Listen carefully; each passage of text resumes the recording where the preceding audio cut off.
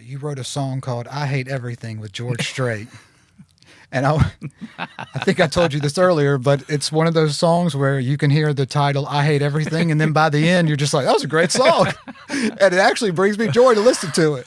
I had a bunch of people critical of that just when they saw the title. What do you can't write a song called "I Hate Everything"? It's got no hope in it. Yeah, but if you see the title, "I Hate Everything," and you see Keith Stegall's name next to it, you got to be like, there's a catch here.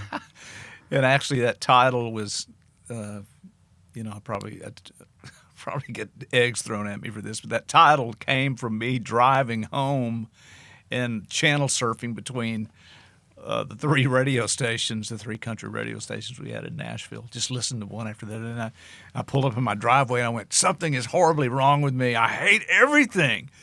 And I stopped and I went, wait a minute, that's a title. Excuse me. So ran upstairs and got an envelope out and jotted down.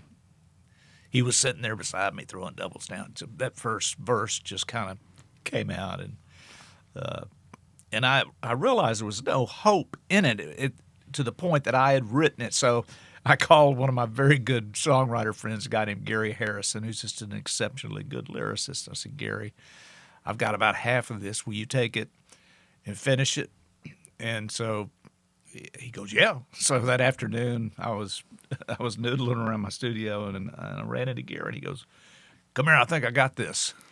And he was the one that I paid for his drinks, and I told him thanks for everything. Gary was able to put that twist on the end of it. That's terrific.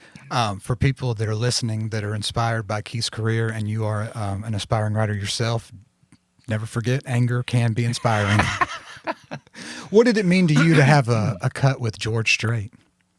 Oh, it been everything. I had a recording on the Right or Wrong album, but that was like his second or third album. So this was nice to have this, and it getting recorded. It took the path of the old Nashville system, because I played it for Irv Woolsey, his manager, in a bar. We were sitting around having drinks and passing the guitar around, and I think I remember at that table we were at a place. It was a big club that Irv owned over by Titan Stadium, called the Trap. That's what it was called.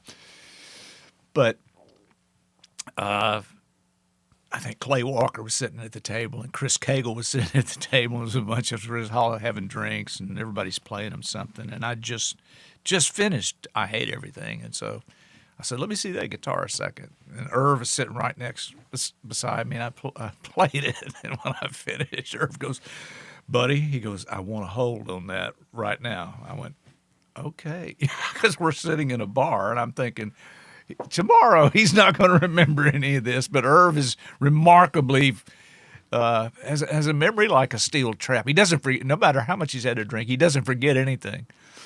And so the next morning he calls me and goes, buddy, is that song still on hold? Yeah, and he goes, I need to get it to George. And I said, well, let me put a demo together.